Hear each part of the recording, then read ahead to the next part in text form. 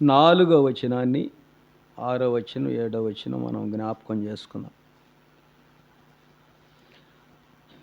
నీ ప్రేమను గూర్చి ప్రభు అయిన యేసు ఎడలను సమస్త పరిశుద్ధులను నీకు కలిగి ఉన్న విశ్వాసమును గూర్చి నేను విని నా ప్రార్థనల యందు నీ నిమిత్తము విజ్ఞాపన చేయుచు ఎల్లప్పుడూ నా దేవునికి కృతజ్ఞతాస్తుతులు చెల్లించుచు క్రీస్తును బట్టి మాయందు ప్రతి శ్రేష్టమైన వరము విషయమై నీవు అనుభవపూర్వకముగా ఎరుగుట వలన ఇతరులు నీ విశ్వాసమందు పాలివారగుట అనున్నది కార్యకారి కావాలనని వేడుకొనుచున్నాను. సహోదరుడా, పరిశుద్ధులు హృదయములు నీ మూలముగా విశ్రాంతి నొందిన నీ ప్రేమను బట్టి నాకు విశేషమైన ఆనందము ఆదరణయు కలిగెను. ప్రార్థన చేసుకుందాం. పరిశుద్ధుడు అయిన మా ప్రభు, ప్రేమగల తండ్రి, కృపామయుడా, నీకు స్తోత్రం చెల్లిస్తున్నాం. నీ బిడ్డలు ఇంతవరకు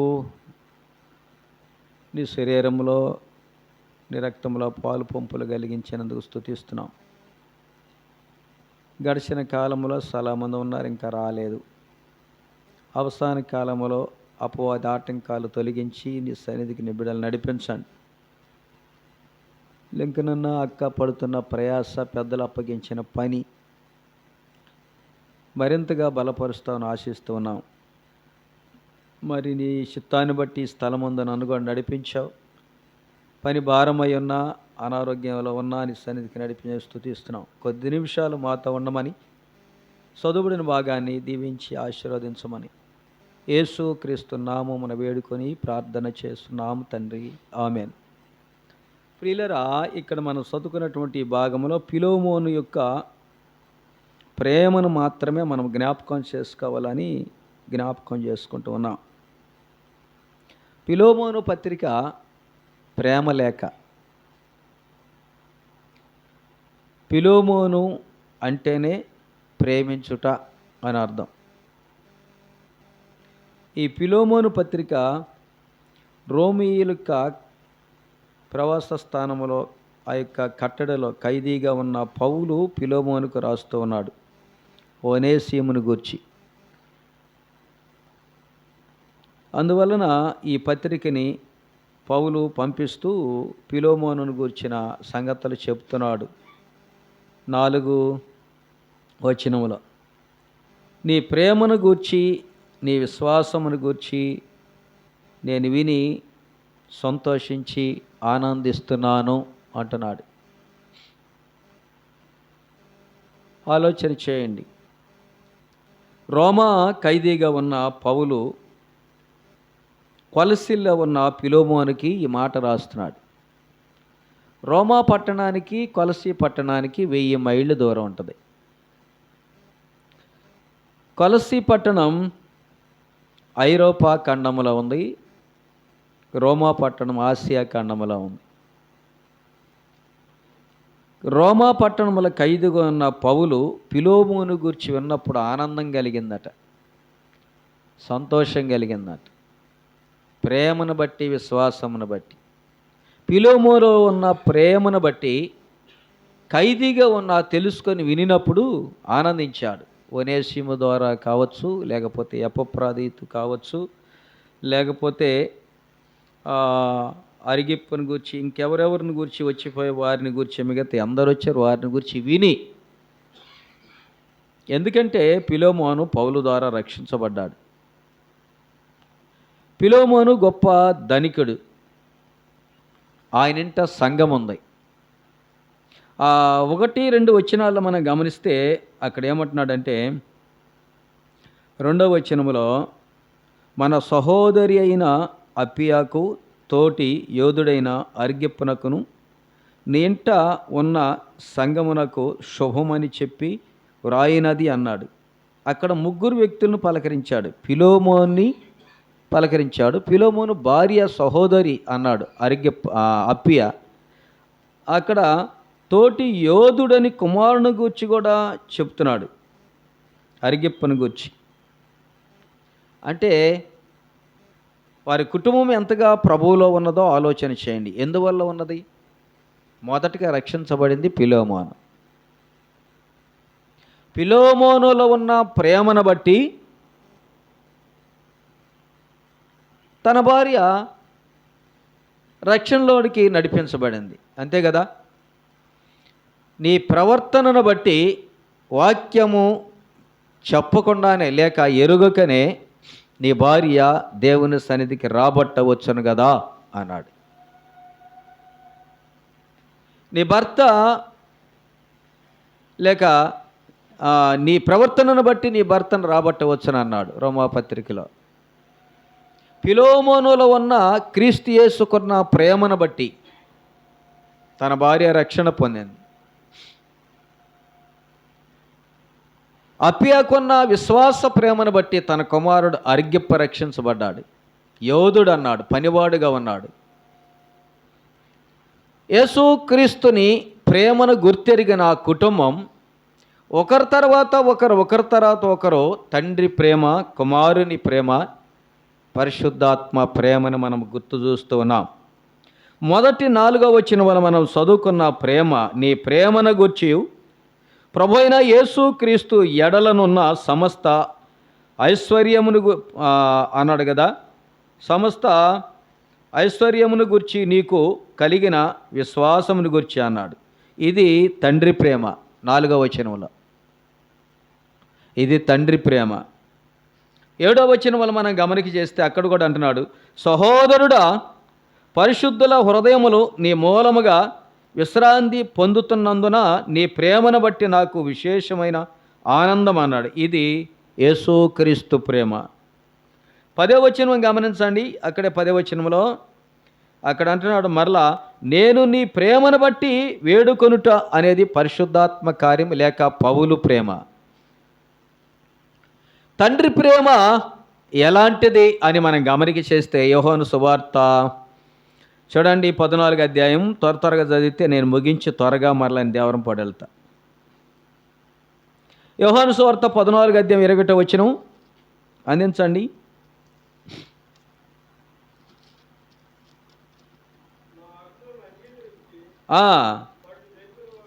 వాటిని గైకొని వాడే నన్ను ప్రేమించువాడు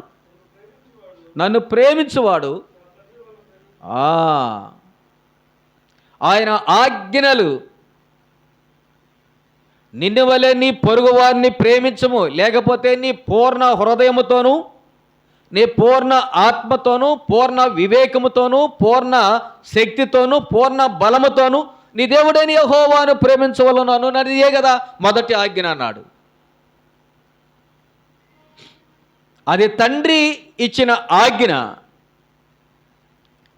ఆ ఆజ్ఞ ప్రకారము ఒక్కగానొక్క కుమారుడైన యేసుక్రీస్తుని ప్రేమించిన ప్రేమ యేసుక్రీస్తు భూలోకానికి తెలియపరచటానికి వచ్చానని ఆ వచనములో చెప్పకనే చెబుతున్నాడు. తండ్రికి ఇచ్చిన మాట ప్రకారం ఈయన నా ప్రియ కుమారుడు, ఈయన యందే నేను ఆనందించుచున్నాను అన్నాడు.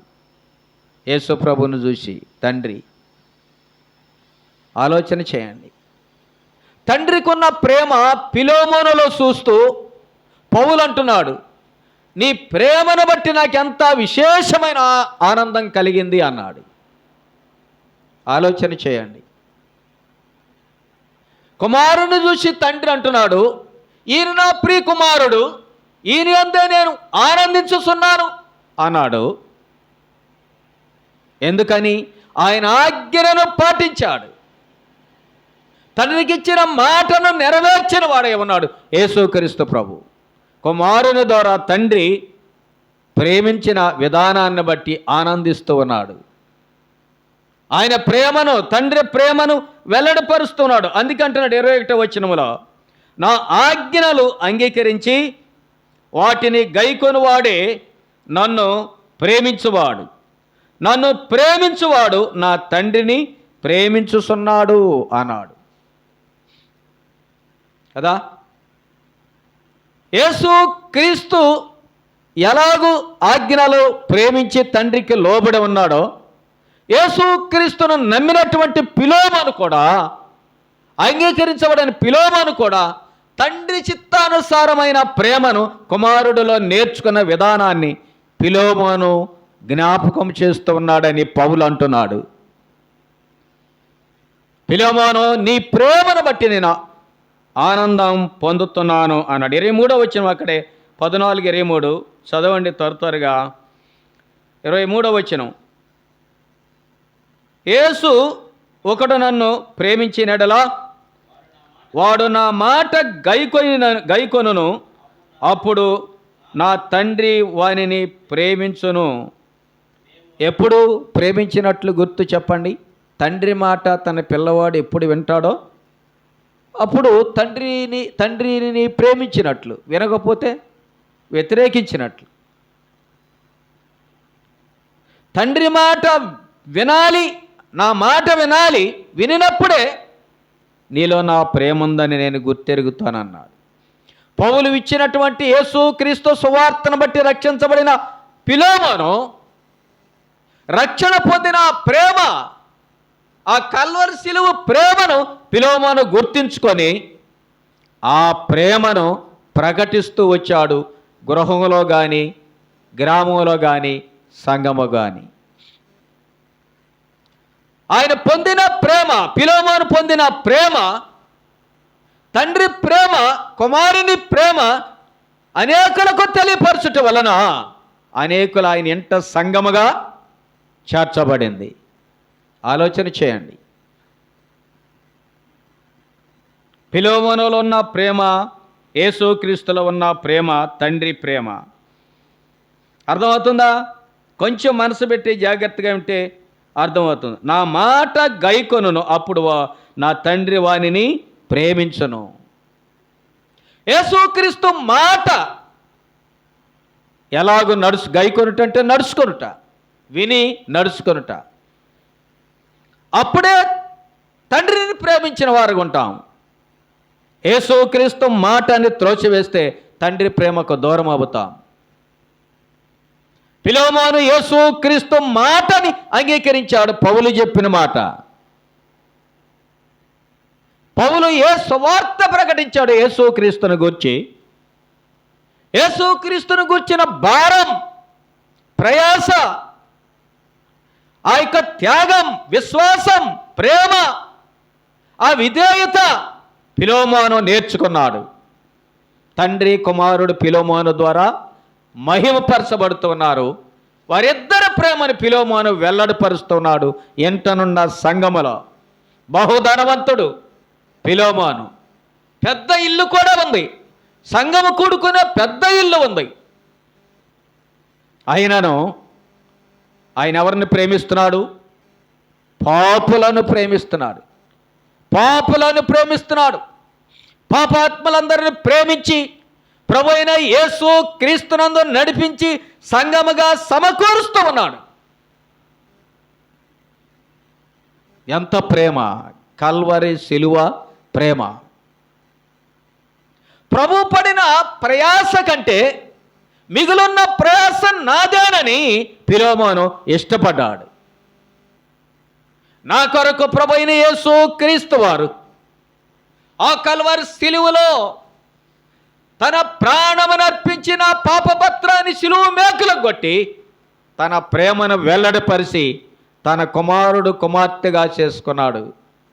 నేనైతే ఆ శిలువ ప్రేమను ప్రకటిస్తానని అనేకులకు కొలసి పట్టణమంతా ప్రకటించి తన్ను తాను క్రీస్తు ప్రేమను వెల్లడిపరిచిన వాడుగా ఉన్నాడు. 31వ వచనం అక్కడే 14వ అధ్యాయం 31వ వచనం చూడండి. 31వ వచనం, అయినను నేను తండ్రిని ప్రేమించుచున్నానని లోకము తెలుసుకొనున్నట్లు తండ్రి నాకు ఆజ్ఞాపించిన నది నెరవేర్చుటకు నేను ఎలాగూ చేస్తున్నాను అన్నాడు. ఎవరి కోసం చేస్తున్నాడు? ఇది పరిశుద్ధాత్మ కార్యం, పరిశుద్ధాత్మ ప్రేమ. లోకములో యేసుక్రీస్తుని ప్రేమించి నమ్మాననే మనసు కలిగిన వాడై క్రీస్తు ప్రేమ లోకానికి తెలియపరుస్తూ ఉన్నాడు ఫిలోమోను. యేసుక్రీస్తు లోకమునకు తెలియపరిచినట్లుగా నేను తండ్రి ప్రేమను తెలియపరచడానికి వచ్చాను కానీ నేను రాజుగా ఉండటకు రాలేదు అన్నాడు. ఇక ఈ లోక రాజ్యము నాకు అవసరం లేదన్నాడు. పరసంబంధమైన రారాజుగా రాబోతున్నారు. ఆ రాజ్యానికి వారసులుగా ఉండటానికే ఈ ఆరణ అగ్నిగుండాన్ని తప్పించడానికి నా రక్తం సిందించడానికి వచ్చానన్నాడు ప్రభువైన యేసుక్రీస్తు. ఫిలోమోను కూడా నేను క్రీస్తు నిమిత్తమే పౌలు నాకు అప్పగించిన ఈ పని, క్రీస్తు నిమిత్తమే నిందయను, హింసనను, కరువైనను, ఖడ్గమైనను, మరి ఏదైనాను, ఇంకా నష్టమైనను, ప్రాణాపాయమైన పర్వాలేదు కానీ నా ఎంట అనేకులు ప్రభు ప్రేమను పొందేవారుగా ఉండాలని ఫిలోమోను పరిచర్య చేస్తున్నాడు. ఆ ఎంట సంఘమును చేరుస్తున్నాడు. పాపులను రక్షించడానికి యేసుక్రీస్తు శిలువ సువార్త ప్రకటిస్తున్నాడు. ప్రియులారా, ఆలోచన చేయండి. ఎంత కార్యము లోకములో తెలియబడవలనని క్రీస్తు ప్రేమ, లోకమందంతటా తెలియబడవలని, లోకమంతా మారు మనసు పొందాలని నశించు ఆత్మల భారం కలిగి తనకున్న డబ్బును, ఇంటిని, తన కుటుంబాన్ని, సమస్తాన్ని సమర్పణ చేసి పరిచర్య చేస్తూ ఉన్నాడు ఫిలోమోను. అందుకే అంటున్నాడు, నీ ప్రేమ ఎంత గొప్పది, నీ ప్రేమను, నీ విశ్వాసాన్ని బట్టి నేను వినినప్పుడు నాకు ఆనందం కలుగుతుంది. నిన్ను గూర్చి నేను ప్రార్థన కృతజ్ఞతలు చేయకుండా ఉండలేకపోతున్నాను అని జ్ఞాపకం చేస్తూ ఉన్నాడు. చూడండి, మరొక మాట మనం జ్ఞాపకం చేసుకుందాం. అక్కడే 15వ అధ్యాయం 9వ వచనం. 15వ అధ్యాయం 9వ వచనం. తండ్రి నన్ను ఎలాగూ ప్రేమించెనో నేనును మిమ్మును అలాగూ ప్రేమించి తిని నా ప్రేమ యందు నిలిచి ఉండుడి. ఇట్టి ప్రేమలో నిలిచి ఉన్నాడు ఫిలోమోను. ఆలోచన చేయండి. పౌలు లేడని దిగజారిపోలేదు, దిగులు పడలేదు, సహాయకులు లేరనుకోలేదు. నేను నమ్మిన దేవుడు, నా ప్రభు నాతో ఉన్నాడని ఒక ధైర్యంతో అట్టి ప్రేమలో నిలబడిన వాడై క్రీస్తు ప్రేమను లోకానికి ప్రకటిస్తున్నాడు. ప్రేమలో నిలిచిన వాడై ఉన్నాడు.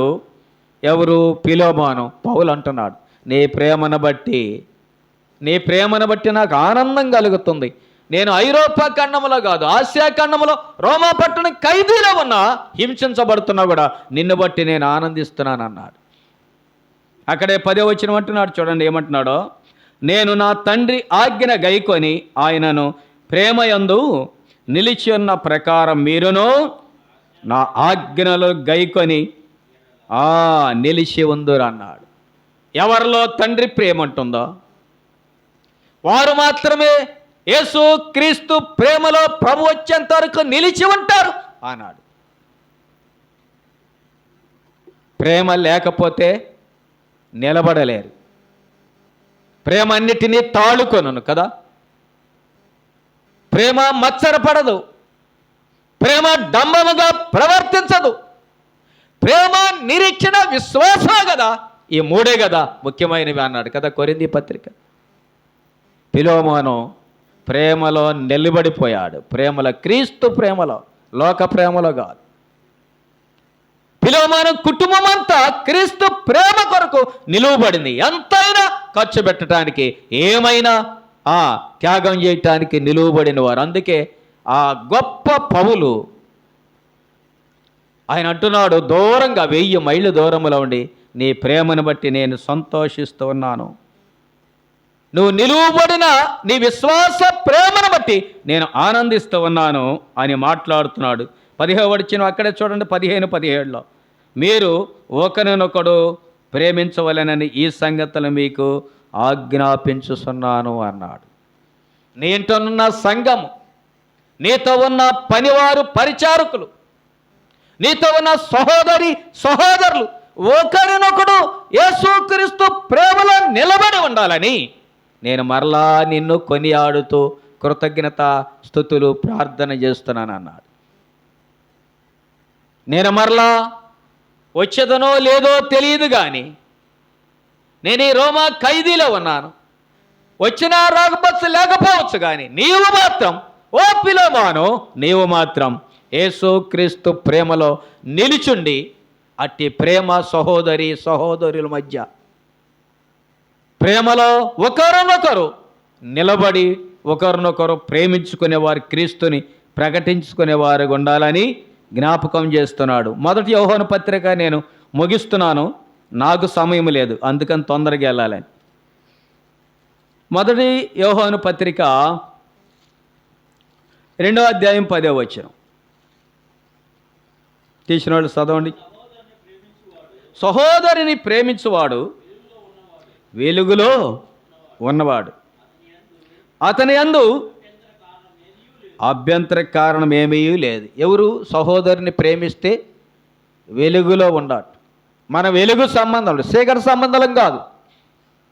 మన యేసు ప్రభువారు వెలుగు, ఆయన వెలుగై ఉన్నాడు. చీకటి పాపానికి మనకు అవసరత లేదు. యేసు క్రీస్తును నువ్వు ప్రేమిస్తే నీ సహోదరుని ప్రేమించినట్లు. యేసు క్రీస్తు వల్ల సహోదరుని ప్రేమిస్తే నువ్వు క్రీస్తు సంబంధిగా ఉంటావు.